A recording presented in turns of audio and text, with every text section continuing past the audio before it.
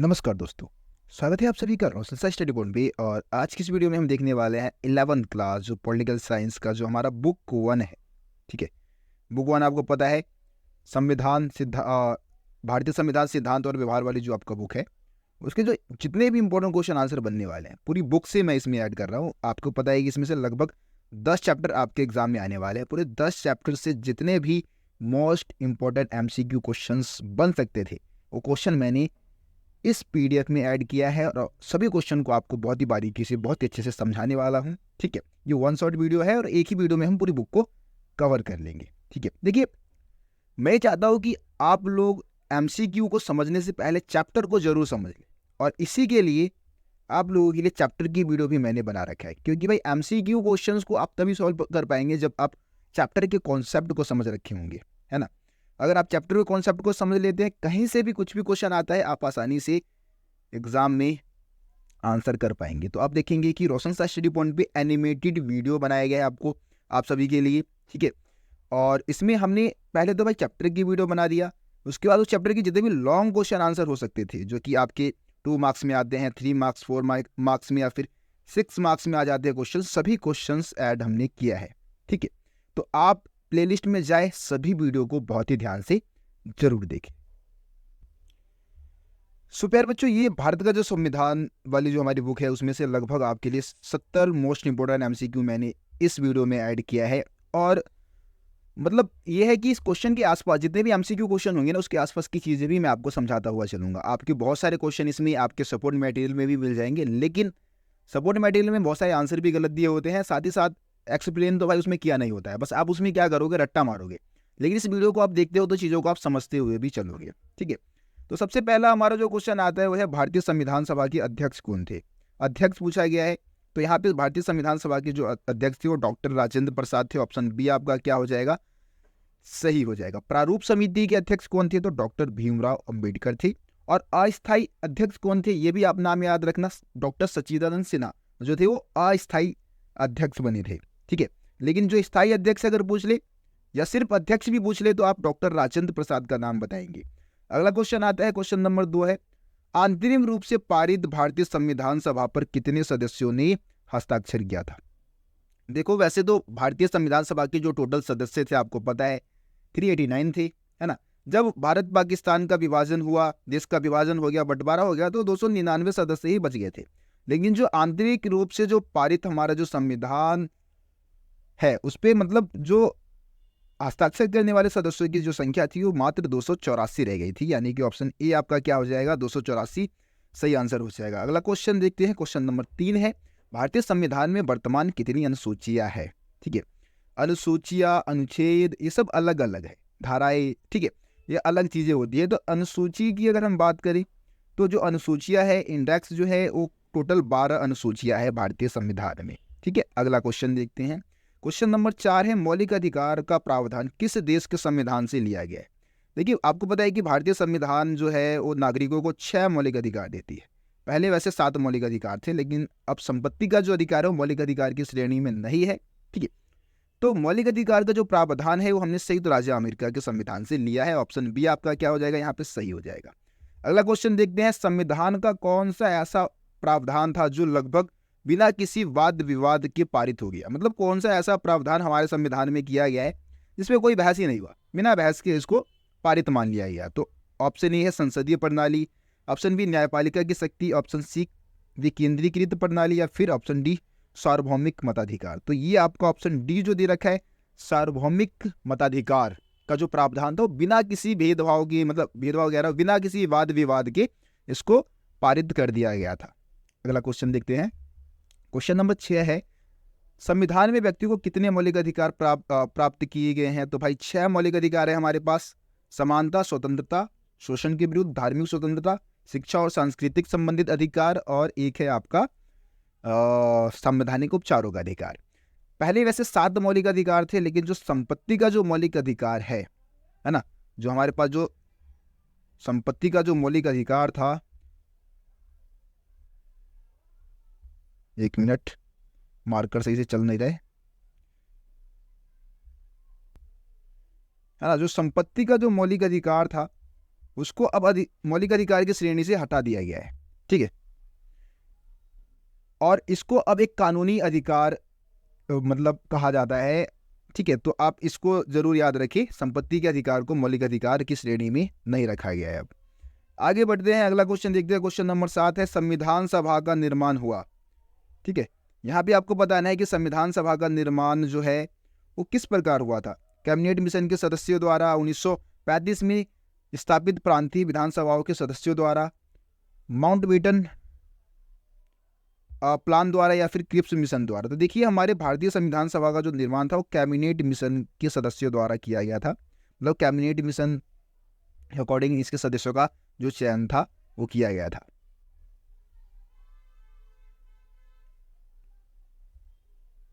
लेकिन यहाँ पे मैं आपको दो चीजें क्लियर कर देना चाहूंगा। जो संविधान सभा का जो निर्माण था वो कैबिनेट मिशन के तहत तो हुआ था, लेकिन इसके जो सदस्य थे, इसके जो सदस्य चुने गए थे, जो भारतीय सदस्य जो चुने गए थे, वो सब 1935 में, आपको पता है, भारत में जो प्रांतीय चुनाव हुए थे, प्रांतीय विधानसभाओं के जो चुनाव हुए थे, उसके अकॉर्डिंग इसके सदस्यों को चुना गया था। तो यहाँ पे सिर्फ संविधान सभा का निर्माण हुआ है ये पूछा गया, कैसे हुआ निर्माण, तो आप कैबिनेट मिशन के सदस्यों द्वारा लिख सकते हैं, आंसर आपका सही हो जाएगा। अगला क्वेश्चन देखते हैं, हमारे मौलिक अधिकार कितने अनुच्छेद में दिए गए हैं। देखिए, मौलिक अधिकार का वर्णन कौन से अनुच्छेद में किया गया है, तो आप अगर पूरे मौलिक अधिकार, उसकी परिभाषा से लेकर सब कुछ अगर बात करें तो 12 से लेकर 35 में है। ठीक है, आप गूगल पे भी सर्च करेंगे, यही बता रखा है, लेकिन आपके एनसीईआरटी के अकॉर्डिंग अगर हम चलेंगे तो हम 14 से 32 ही लेकर चलेंगे। ठीक है, आपका ऑप्शन सी यहाँ पे क्या हो जाएगा, 14 से लेके 32 में मौलिक अधिकार का वर्णन किया गया है। अगला आता है संपत्ति का अधिकार। तो संपत्ति का अधिकार क्या है, आर्थिक अधिकार है, मौलिक अधिकार है, नैतिक अधिकार है, या फिर कानूनी अधिकार है। तो अब भाई संपत्ति का अधिकार सिर्फ कानूनी अधिकार बन के रह गया है। ठीक है, ये कोई मौलिक अधिकार नहीं है। अगला आता है मौलिक अधिकारों का रखाव संरक्षक है। मतलब मौलिक अधिकारों को संरक्षण कौन प्रदान करता है, तो मौलिक अधिकारों को संरक्षण प्रदान करता है सर्वोच्च न्यायालय। ऑप्शन सी आपका क्या हो जाएगा, सही हो जाएगा। अगला क्वेश्चन आता है, मौलिक अधिकार है, तो मौलिक अधिकार क्या है भाई, न्याय योग्य है। एक मिनट, मौलिक अधिकार न्याय योग्य है, न्याय योग्य नहीं है, ए और बी दोनों, या फिर इनमें से कोई नहीं। तो देखिए, मौलिक अधिकार जो है वो न्याय योग्य है। न्याय योग्य क्यों है, क्योंकि अगर हमारे किसी भी मौलिक अधिकार का हनन होता है तो हम न्यायालय में जा सकते हैं, अपील कर सकते हैं अपने मौलिक अधिकारों की रक्षा के लिए, इसलिए ये न्याय योग्य है और हम न्याय की प्राप्ति कर सकते हैं।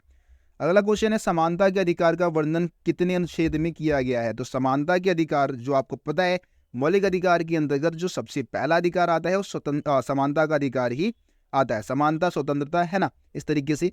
तो ये जो है 14 से 18 में समानता के अधिकार का वर्णन किया गया है। अगला क्वेश्चन आता है, क्वेश्चन नंबर 13, संविधान सभा की प्रकृति थी प्रतिनिधिपरक, स्वेच्छाचारी, अधिनायकवादी, या इनमें से कोई नहीं। तो देखिए यहाँ पे 3 शब्द का मतलब आप समझ लीजिए। प्रतिनिधिपरक का मतलब होता है जो जनता के द्वारा चुने गए हो।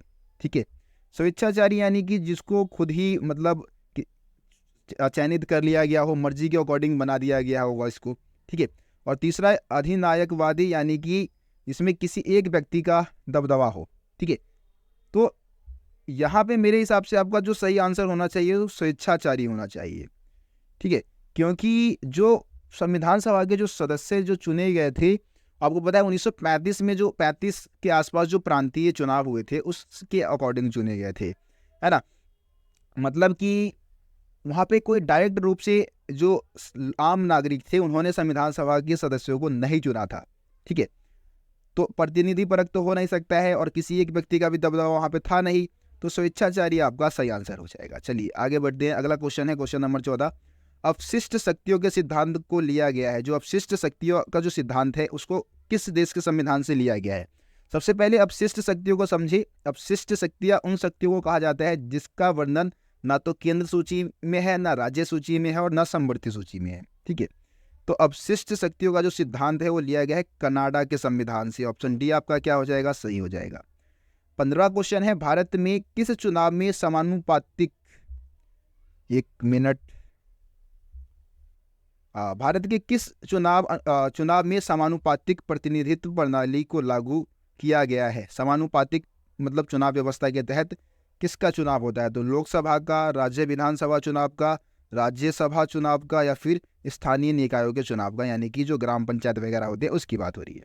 देखो यहाँ पे आपका सही आंसर हो जाएगा राज्यसभा का जो चुनाव होता है वो समानुपातिक प्रतिनिधित्व प्रणाली, इसमें भी एक व्यवस्था होती है जिसको हम बोलते हैं एकल संक्रमणीय चुनाव व्यवस्था, उसके अकॉर्डिंग किया जाता है राज्यसभा के सदस्यों का चुनाव। तो यहाँ पे आपका ऑप्शन सी सही हो जाएगा। अगला क्वेश्चन, भारत के मुख्य चुनाव आयुक्त की नियुक्ति कौन करता है? बहुत आसान क्वेश्चन है लेकिन रिपीट होता रहता है।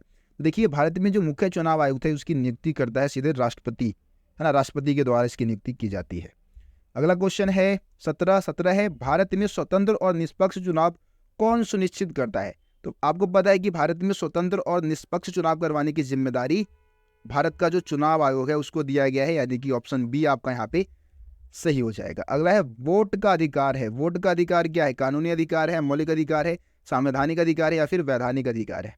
देखिए ये जो अधिकार है वो वैधानिक अधिकार है। वैधानिक अधिकार ऐसे अधिकारों को कहा जाता है जो कि आपसे कभी भी ली जा सकती है। वोट डालने का अधिकार, आपातकाल लगा सकती है सरकार, उस समय आपसे वोट डालने का अधिकार ले सकती है, ठीक है।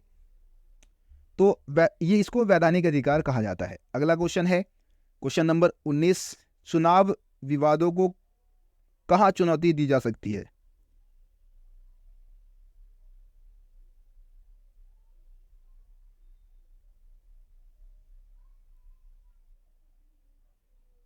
एक सेकेंड में आपको इस क्वेश्चन को समझाने की कोशिश करता हूँ।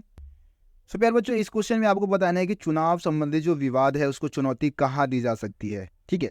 तो इसमें मेरे हिसाब से आपका सही आंसर होना चाहिए उच्च न्यायालय में, ठीक है। उच्च न्यायालय में चुनाव संबंधी जो विवाद है उसको चुनौती दी जा सकती है। अगला क्वेश्चन आता है, जब 5 साल बाद चुनाव होते हैं तो उसे क्या कहा जाता है? यहाँ पे देखो चुनाव के बहुत सारे प्रकार होते हैं, जैसे आम चुनाव होता है जो कि हर 5 साल में एक बार होता है। उपचुनाव, उस चुनाव को कहते हैं जो कि 5 साल के बाद किसी भी समय चुनाव करवाया जाएगा। मतलब बीच में क्या हुआ, कोई घटना घट गई, इसकी वजह से किसी क्षेत्र में, किसी विशेष क्षेत्र में चुनाव नहीं हो पाया, तो उसको 5 साल के बाद भी उस एरिया में चुनाव करवाया जा सकता है, जिसको हम क्या बोलते हैं? उपचुनाव बोलते हैं। और मध्यावधि चुनाव उस चुनाव को बोलते हैं जो कि बीच में ही कभी भी चुनाव करवाने की जरूरत हो सकती है। मान लो कि 5 साल का कार्यकाल है लेकिन पूरा नहीं कर पाई सरकार, है ना, सरकार अल्पमत में आ गई, सरकार गिर गई 4 साल में ही, तो बीच में जो चुनाव होगा उसको हम क्या बोलेंगे? मध्यावधि चुनाव बोलेंगे। यानी कि इस क्वेश्चन के अकॉर्डिंग जब 5 साल बाद चुनाव होते हैं तो उसको क्या कहा जाता है? तो उसको बोला जाता है उपचुनाव, ठीक है। आप इस क्वेश्चन का आंसर बताएंगे।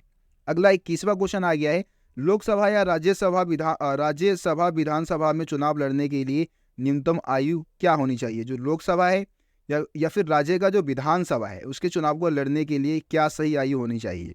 तो उसके लिए सही आयु होनी चाहिए 25 वर्ष, है ना। 25 वर्ष का जो व्यक्ति है वो राज्य विधानसभा के चुनाव को लड़ सकता है और लोकसभा के चुनाव को भी लड़ सकता है। अगला क्वेश्चन आता है, अध्यक्षात्मक व्यवस्था में राष्ट्रपति होता है।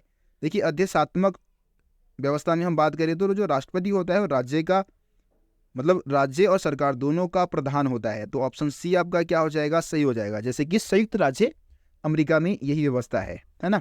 उसके बाद अगला है, प्रधानमंत्री पद के लिए आयु निर्धारित है। तो प्रधानमंत्री बनने के लिए व्यक्ति की आयु कितनी होनी चाहिए? तो आयु होनी चाहिए 25, कम से कम 25 वर्ष आयु उसकी होनी चाहिए।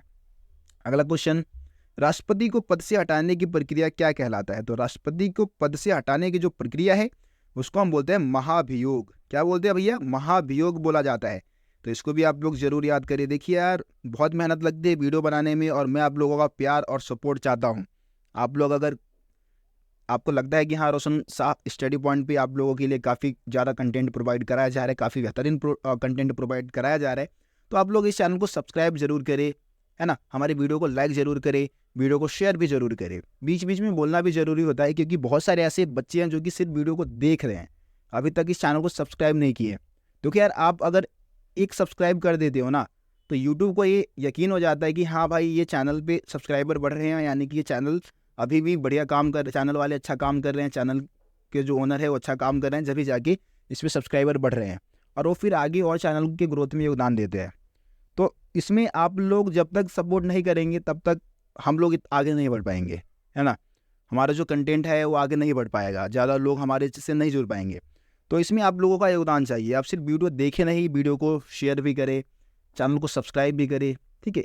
इसी तरीके से हम लोग भी ग्रो कर सकते हैं क्योंकि भाई हम भी तो आपके ग्रोथ में योगदान दे रहे हैं, तो आपका भी कुछ फ़र्ज बनता है, आपकी भी कुछ जिम्मेदारी बनती है, ठीक है। तो आप लोग यार चैनल को सब्सक्राइब जरूर कर लेना और वीडियो को लाइक शेयर जरूर करें। अगला क्वेश्चन आता है, क्वेश्चन नंबर 25 है, अमेरिका में कौन सी शासन प्रणाली है? अभी हमने ऊपर ही बात किया था, अमेरिका में है अध्यक्षात्मक शासन व्यवस्था। ठीक है, ऑप्शन बी आपका क्या हो जाएगा, सही हो जाएगा। अगला क्वेश्चन है, भारत में लोक सेवकों की नियुक्ति का आधार क्या है? जो लोक सेवक होते हैं, जो कि पब्लिक सर्वेंट होते हैं, आपको पता है, जो आईएएस है, आईपीएस है ना, तो उनकी नियुक्ति का आधार क्या है? तो उनकी नियुक्ति का आधार है दक्षता एवं योग्यता, यानी कि उनके अंदर जो योग्यता है, जो उनकी क्षमता है, उसके अकॉर्डिंग उनको चुना जाता है। ठीक है, अगला क्वेश्चन है, राष्ट्रपति का निर्वाचन करते हैं, तो राष्ट्रपति का निर्वाचन कौन करते हैं? देखिए, राष्ट्रपति का निर्वाचन जो है वो संसद और राज्य विधानसभाओं के जो निर्वाचित सदस्य है वो करते हैं। ठीक है, जो संसद यानी कि राज्यसभा और लोकसभा दोनों आ गए संसद में, और राज्यों के जो विधानसभा के जो निर्वाचित सदस्य है वो सब राष्ट्रपति के चुनाव में भाग लेते हैं, यानी कि ऑप्शन डी आपका सही हो जाएगा। अगला क्वेश्चन नंबर है 28, कार्यपालिका का मुख्य कार्य है। तो कार्यपालिका का मुख्य कार्य क्या होता है? नीतियों और कानूनों को लागू करना। विधायिका का काम है कानून बनाना, और न्यायपालिका का काम है कानून की समीक्षा करना, कानून की जांच करना कि वो कानून संविधान के अकॉर्डिंग है या नहीं, है ना। तो इस तरीके से कार्यपालिका का काम क्या हो गया? नीतियों कानूनों को लागू करना। अगला क्वेश्चन आता है, राज्यपाल की नियुक्ति किसके द्वारा की जाती है? तो राज्यपाल आपको पता है कि जिस तरीके से हमारे देश में, है ना, अगर हम पूरे देश की बात करेंगे तो हमारे देश में राष्ट्रपति जो है वो नाम मात्र का शासन है। उसी तरीके से हर एक राज्य में राज्यपाल होते हैं, ठीक है, जो कि नाम मात्र के होते हैं, और सीएम जो है वो राज्य के शासन को कौन चलाते हैं? सीएम चलाते हैं, है ना। तो इसी तरीके से क्या होता है कि राज्यपाल की नियुक्ति हर एक राज्य में की जाती है, किसके द्वारा? राष्ट्रपति के द्वारा। ठीक है, राष्ट्रपति के द्वारा राज्यपाल की नियुक्ति हर एक राज्य में की जाती है।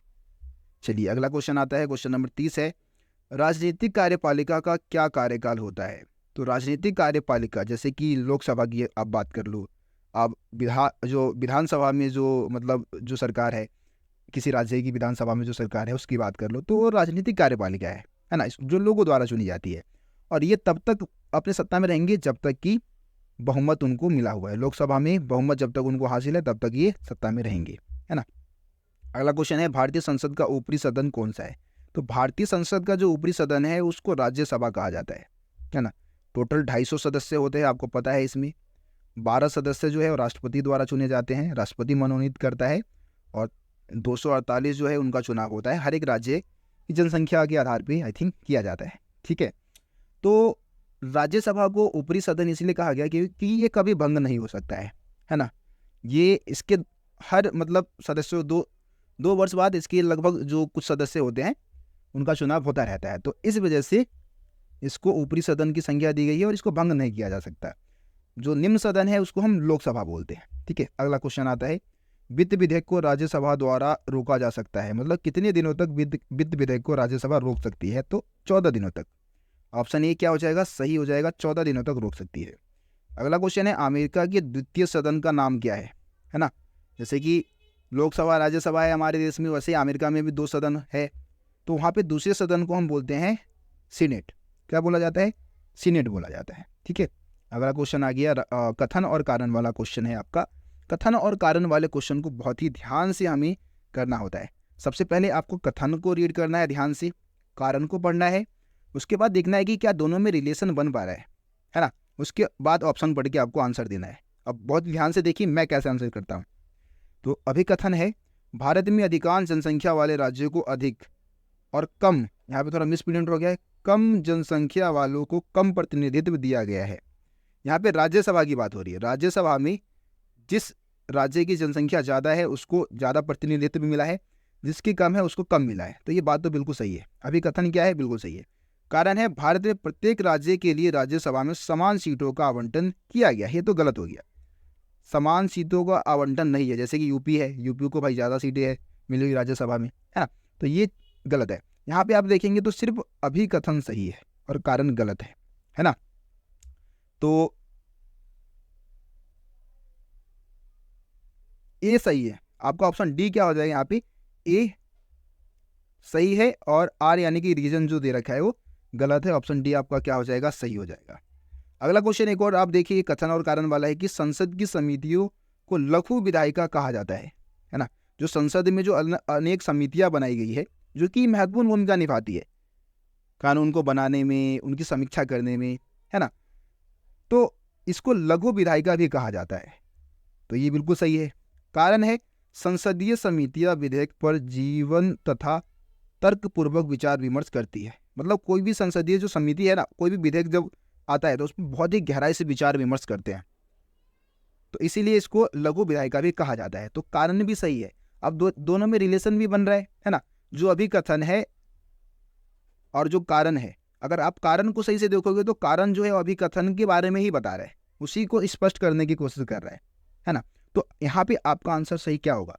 कथन और कारण दोनों सही है, और कारण जो है वो कथन का सही स्पष्टीकरण भी करता है। ऑप्शन ए आपका क्या हो जाएगा, इसमें सही हो जाएगा। अगला क्वेश्चन है क्वेश्चन नंबर 36। कौन से न्यायालय द्वारा जारी निर्णय के विरुद्ध सर्वोच्च न्यायालय में अपील नहीं किया जा सकता? ठीक है, मतलब कोई ऐसा न्यायालय है जिसमें कोई भी फैसला सुनाया गया तो उसके खिलाफ ना आप सर्वोच्च न्यायालय में अपील नहीं कर सकते हो, तो उसको हम बोलते हैं सैनिक न्यायालय। जो सैनिकों के लिए जो न्यायालय बना होता है ना, उस पर अपील आप सर्वोच्च न्यायालय में भी नहीं कर सकते हो। अपना बचाव के लिए सर्वोच्च न्यायालय में भी नहीं जा सकते हो, क्योंकि सैनिकों का अपना अलग खुद का न्यायालय होता है। समझ रहे हो? तो ये आपका सही हो जाएगा। अगला क्वेश्चन, जनहित याचिका किस देश द्वारा अपने संविधान में शामिल किया गया? जनहित याचिका आप जानते हैं, ऐसी याचिका जिसमें समस्या जिस व्यक्ति को नहीं है और दूसरा व्यक्ति भी क्या करता है, उसके लिए याचिका दायर कर देता है सर्वोच्च न्यायालय में, तो उसको हम जनहित याचिका बोलते हैं, है ना।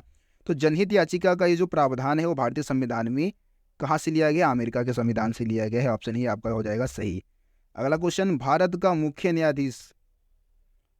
जो मुख्य न्यायाधीश है वो कब तक अपने पद पर बना रह सकता है?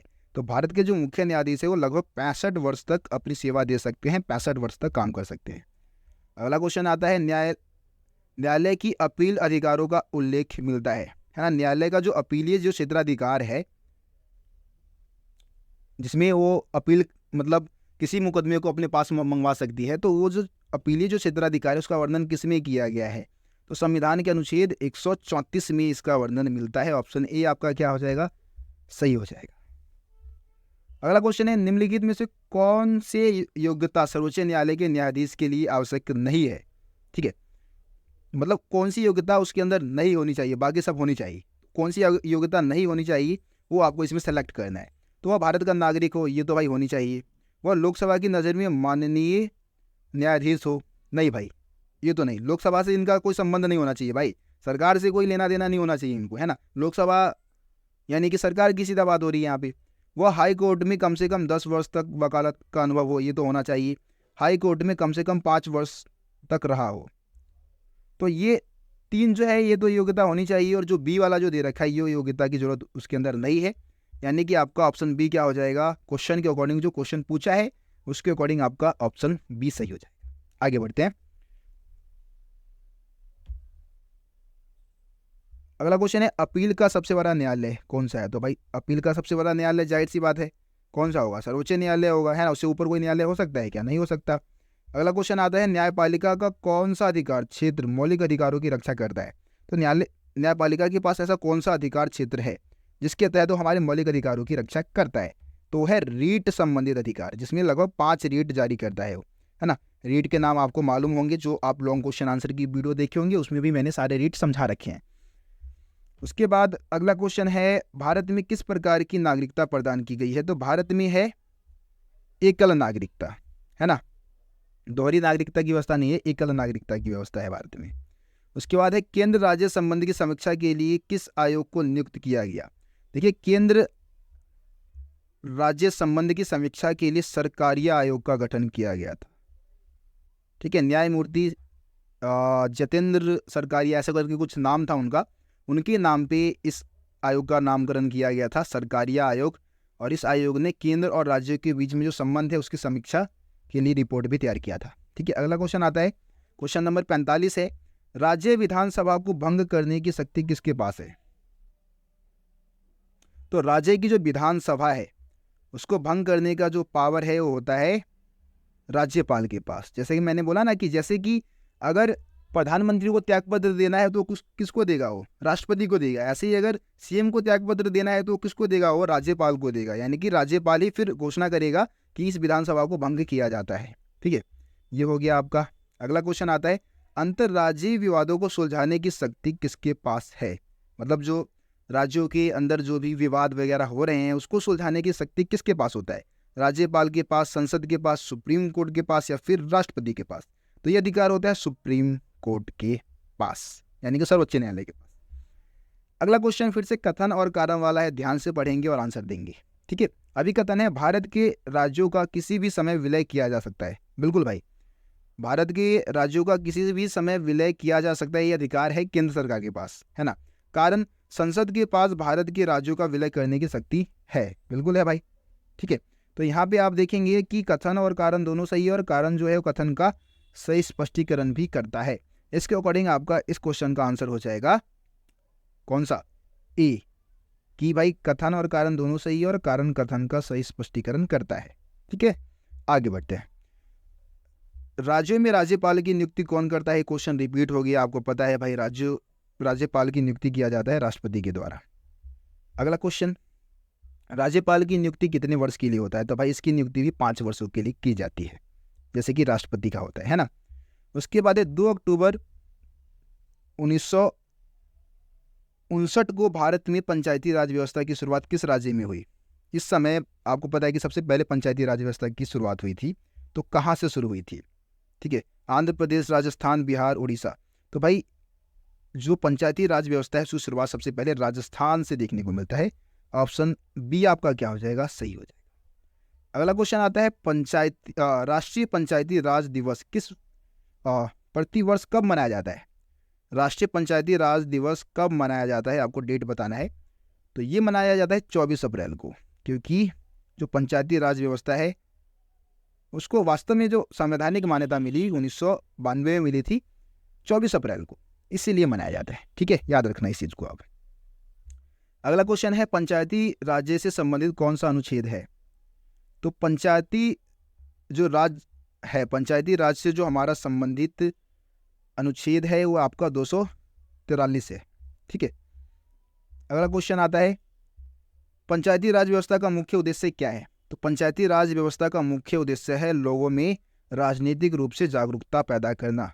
ठीक है, ऑप्शन डी आपका क्या हो जाएगा? सही हो जाएगा। अगला क्वेश्चन आता है, भारत में प्रथम नगर निगम की स्थापना कहाँ की गई थी? प्रथम जो नगर निगम एमसीडी जो है उसकी स्थापना कहाँ की गई थी? तो मद्रास में की गई थी। ऑप्शन बी आपका क्या हो जाएगा? सही हो जाएगा, मद्रास या फिर चेन्नई। अगला क्वेश्चन आता है, शहरी स्थानीय शासन से संबंधित कौन सा संविधान संशोधन है? तो शहरी स्थानीय शासन से संबंधित जो है वो 74वां संवैधानिक संशोधन है, और ग्रामीण स्थानीय शासन से जो संबंधित है वो 73वां संवैधानिक संशोधन है। ठीक है, अगला क्वेश्चन, निम्नलिखित में से किस राज्य में पंचायती राज संस्थान नहीं है? तो नागालैंड में पंचायती राज संस्थान नहीं है, ये आपका क्या हो जाएगा? सही आंसर हो जाएगा। बाकी सभी राज्य यहाँ पे जो दे रखे हैं उसमें पंचायती राज व्यवस्था मौजूद है। अगला क्वेश्चन आता है, भारतीय संविधान का कौन सा अनुच्छेद संवैधानिक संशोधन की चर्चा करता है ना? संवैधानिक संशोधन का प्रावधान किस अनुच्छेद में किया गया है? तो 368वें अनुच्छेद में किया गया है। ऑप्शन सी आपका क्या हो जाएगा? सही हो जाएगा। अगला क्वेश्चन है, भारतीय संविधान को लागू हुए कितने वर्ष हो गए? तो भारतीय संविधान को लागू हुए लगभग 73 वर्ष हो चुके हैं।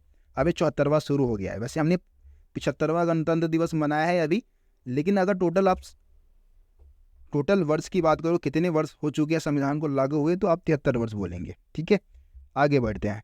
अगला क्वेश्चन है, मूल संरचना की अवधारणा मुख्यतः किसके द्वारा विकसित की गई? मूल संरचना यानी कि संविधान की जो मूल संरचना है उसको परिवर्तित नहीं किया जा सकता। तो ये जो मूल संरचना है संविधान का, ये किसने विकसित किया है? कार्यपालिका ने, विधायिका ने, या फिर न्यायपालिका ने, या फिर इनमें से कोई नहीं? तो ये जो है वो न्यायपालिका ने विकसित किया है कि भाई संविधान की एक मूल संरचना है, आप उसको परिवर्तित नहीं कर सकते।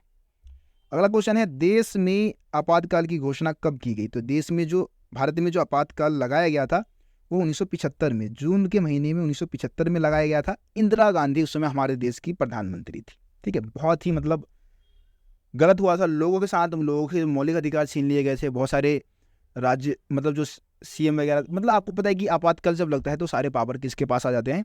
केंद्र सरकार के पास आ जाते हैं। तो केंद्र सरकार अपनी मनमानी करने लगी थी उस समय, है ना। तो ये आपका हो जाएगा। किस संशोधन को एक बड़ा संशोधन माना जाता है? तो 42वां जो संवैधानिक संशोधन है उसको सबसे बड़ा संशोधन माना जाता है, जो कि 1976 में हुआ था। ठीक है, आगे बढ़ते हैं। अगला क्वेश्चन है, किस संशोधन द्वारा मूल कर्तव्यों को संविधान में जोड़ा गया था? तो आई थिंक ये जो है आपका 44वां संशोधन। ठीक है, 44वें संशोधन के तहत भारत में जो मूल कर्तव्य है उसको जोड़ा गया। और 44वां संशोधन कब हुआ था? 44वां संशोधन हुआ था 1978 में। ठीक है, आगे बढ़ते हैं। भारतीय संविधान का दर्शन प्रस्तुत संविधान के किस भाग में है? जो संविधान सभा का जो दर्शन है ना, दर्शन है यानी कि उसको लिखने का, उसको बनाने का क्या पर्पस है, उसका वर्णन किस में किया गया है? तो संविधान सभा के दर्शन का वर्णन किया गया प्रस्तावना में। संविधान की जो प्रस्तावना है उसमें इसके दर्शन का झलक हमें देखने को मिल जाता है। अगला क्वेश्चन है, भारतीय संविधान में कितने मूल अधिकार है? मूल अधिकार यानी कि मौलिक अधिकार। तो 6 मौलिक अधिकार है हमारे पास। ठीक है, अगला क्वेश्चन, किस देश के संविधान को शांति संविधान कहा जाता है? तो भैया जो जापान का जो संविधान है ना उसको शांति संविधान कहा जाता है। भाई इन्होंने अनुच्छेद 9 में पता है क्या लिखा है कि हम कभी भी युद्ध में ना हथियार का इस्तेमाल नहीं करेंगे। ठीक है, मतलब युद्ध को पूरी तरीके से इन्होंने नकार दिया है। ठीक है, तो पूरी तरीके से युद्ध ना करने की बात उन्होंने कही अनुच्छेद 9 में, ऐसा प्रावधान इसमें किया गया है। तो इसीलिए जापान के संविधान को शांति संविधान कहा जाता है। अगला है, भारतीय संविधान सभा के अस्थायी अध्यक्ष कौन थे? तो भारतीय संविधान सभा के जो अस्थायी अध्यक्ष थे वो सच्चिदानंद सिन्हा थे। ठीक है, ऑप्शन बी सही हो जाएगा। अगला क्वेश्चन आता है, संविधान का पालन करना निम्न में से किस में शामिल है? तो देखो संविधान का पालन करना जो है वो आपके मौलिक कर्तव्य में शामिल होता है। मौलिक कर्तव्य, ऑप्शन बी आपका क्या हो जाएगा? सही हो जाएगा। अगला क्वेश्चन है, भारत में मत देने की न्यूनतम आयु कितनी है ना? तो मत यानी कि वोट देने की न्यूनतम आयु आपसे पूछा गया है, आप सभी को मालूम है, बहुत आसान है, 18 वर्ष। अगला क्वेश्चन है, वर्तमान में भारतीय संविधान में कुल कितने अनुच्छेद है?